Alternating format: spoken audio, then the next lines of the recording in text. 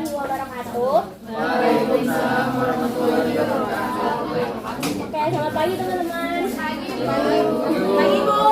Gimana kabarnya hari ini? Baik. Udah pada sarapan? Belum. Oke, nanti jangan lupa makan ya. Sebelum kita memulai pembelajaran hari ini, alangkah baiknya kita buka dengan berdoa menurut agama dan kepercayaan masing-masing. Berdoa dimulai.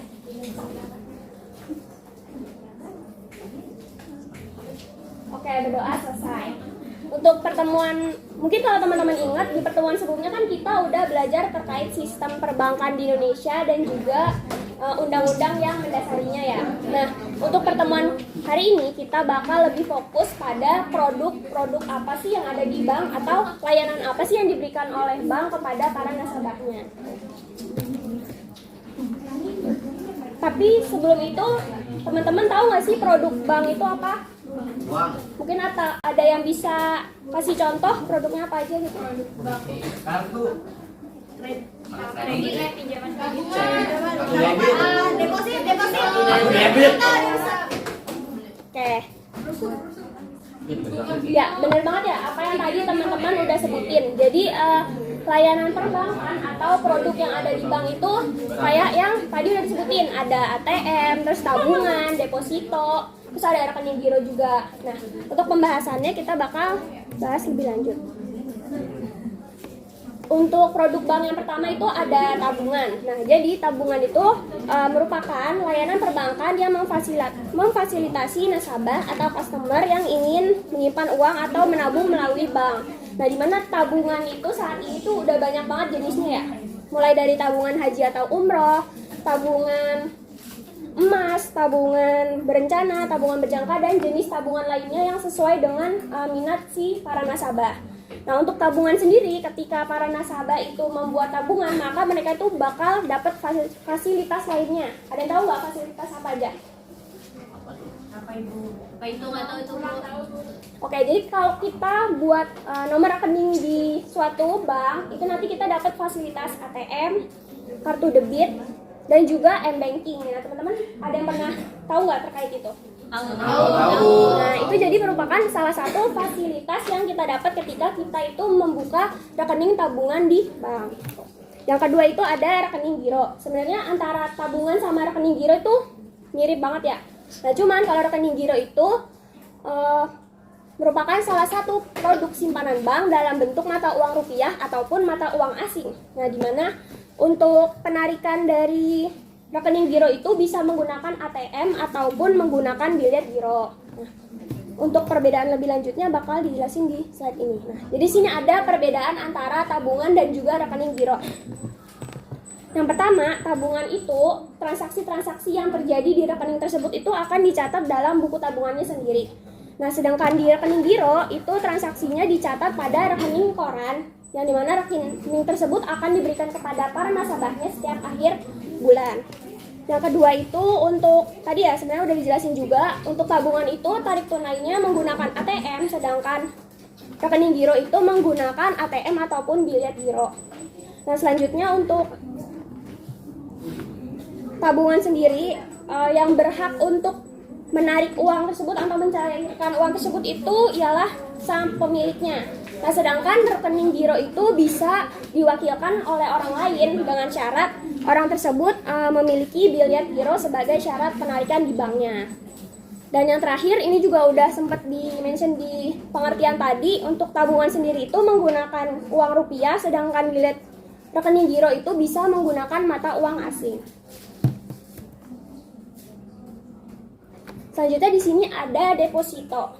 Nah, jadi deposito itu merupakan salah satu bentuk tabungan atau simpanan yang pencairannya hanya dapat dilakukan pada jangka waktu tertentu dengan syarat-syarat tertentu sesuai dengan perjanjian antara bank dan juga nasabah pada awal perjanjiannya. Nah, deposito juga itu menawarkan suku bunga yang disepakati di awal. Nah, jadi perbedaan antara tabungan atau rekening giro dengan deposito itu bedanya ialah terkait pencairannya. Dan yang kedua itu deposito juga menawarkan bunga gitu. Nah, untuk deposito itu terbagi menjadi 3. Ada deposito berjangka, dimana ini tuh lebih ke arah penarikannya tuh harus ada jangkanya gitu. Dan deposito berjangka itu nggak bisa dijual belikan.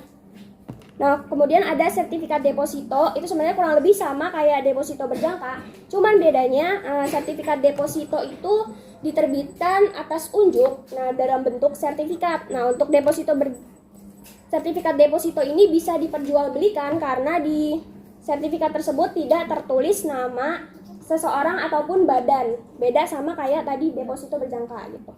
Dan terakhir itu deposito on call atau nah ini tuh deposito yang paling beda. Kenapa dibilang paling beda? Karena kalau dua sebelumnya itu kan berjangkanya panjang ya. Nah, kalau deposito on call ini jangkanya itu pendek banget.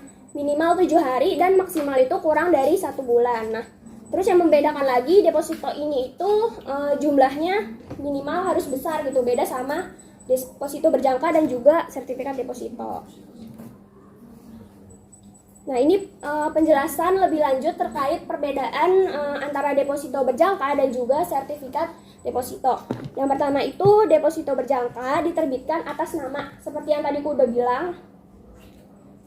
pada deposito berjangka itu tertulis gitu siapa orang yang menerbitkannya atau badan mana yang menerbitkannya. Nah, sedangkan sertifikat deposito itu atas unjuk, jadi nggak ada atas nama ataupun badan yang menerbitkannya.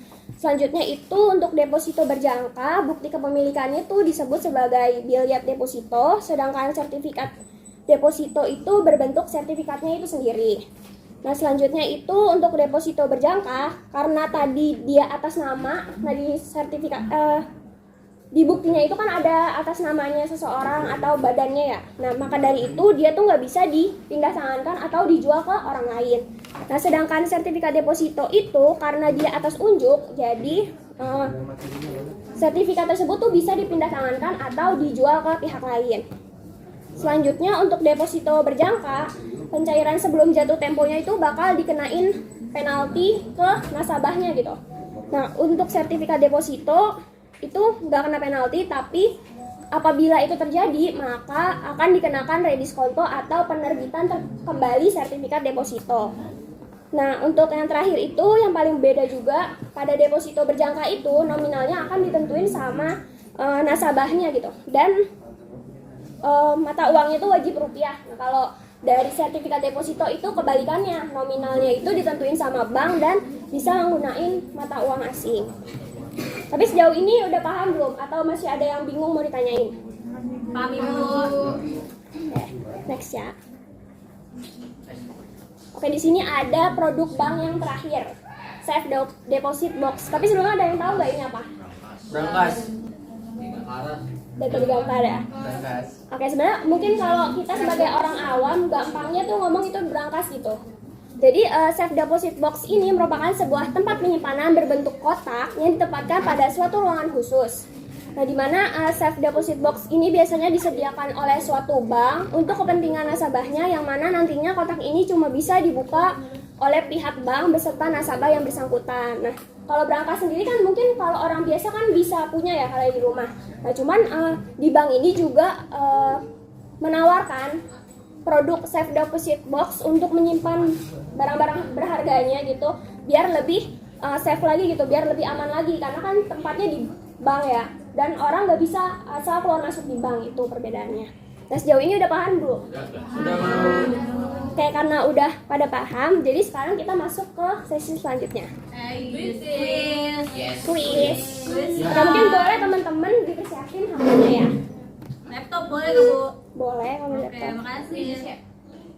Oke, jadi mungkin teman-teman bisa scan barcode di sini, atau kalau misalkan mau masuk lewat web pun bisa cari Zep Quiz terus masukin kode yang ada di situ 392744. Megang. Bisa nggak? Oh, belum.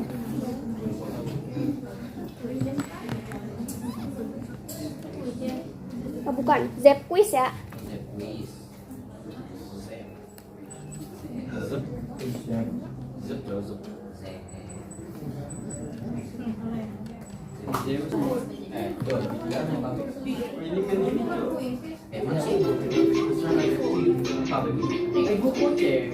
Bisa masuk nggak?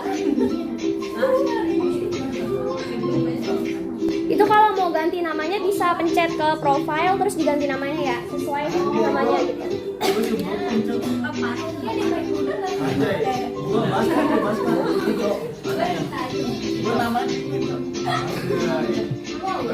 Ngerjainnya nanti bareng-bareng ya.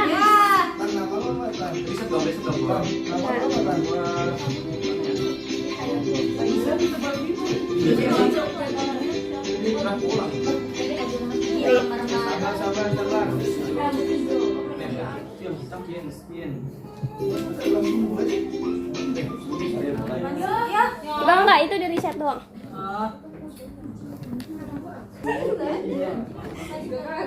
Udah pada bisa belum? Nanti buat yang nilainya paling bagus dan tercepat dapat hadiah kopi. Kopi di profile terus diganti, bisa nggak?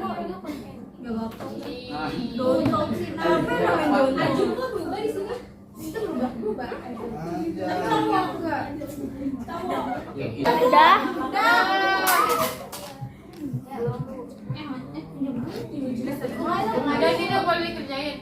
Udah semua kan?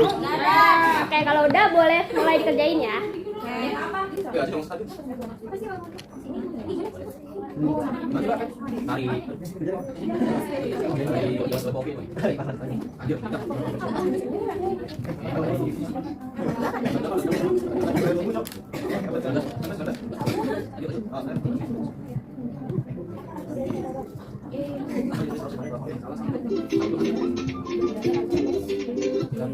Ya, bentar.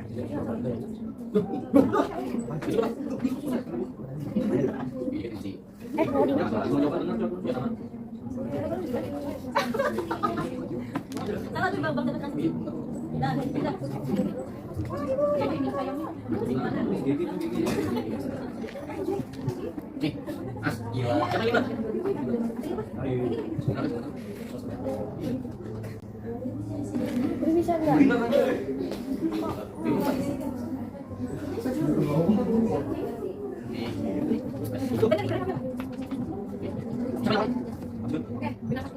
Oke, udah pada selesai belum?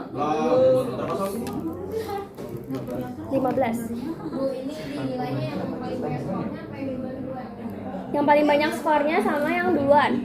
Nah, itu soalnya di bagian ranking tuh udah kelihatan gitu. Satu orang lagi berarti ya, yang belum ya? Kenapa? Jangan dong, nanti lama.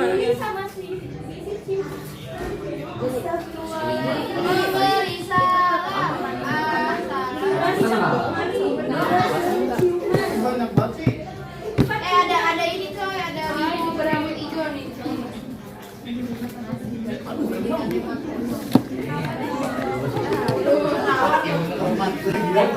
Udah semua ya? Ada yang belum? Enggak dong, ini langsung menang kalau itu.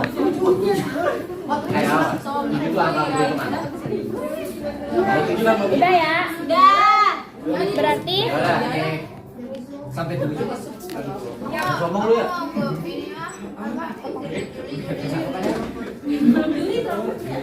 Oke, berarti di sini udah kelihatan ya yang pemenang 1, 2, 3-nya dapat hadiah. Tapi ini siapa nih? Anak orang? Jakalop sama Kai. Ini siapa? Masih restak ya, Bu?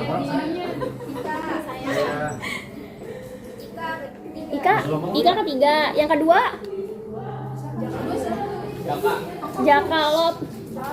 Oh, Bita. Yang anak orang? Oh, Arya. Oke, nanti ini boleh diambil ya kalau udah selesai.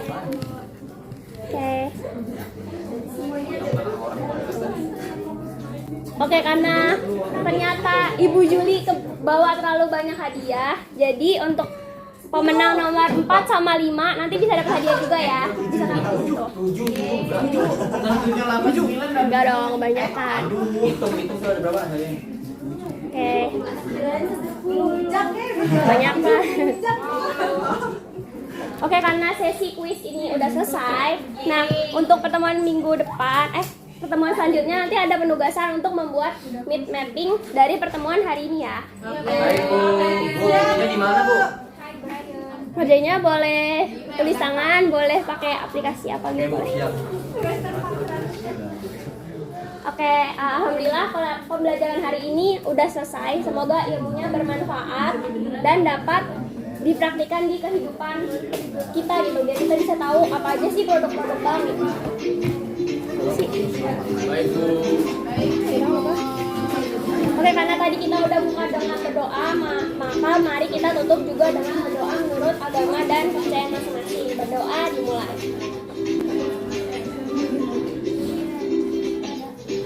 Berdoa selesai. Oke, sekian pembelajaran hari ini. Kurang lebihnya mohon maaf.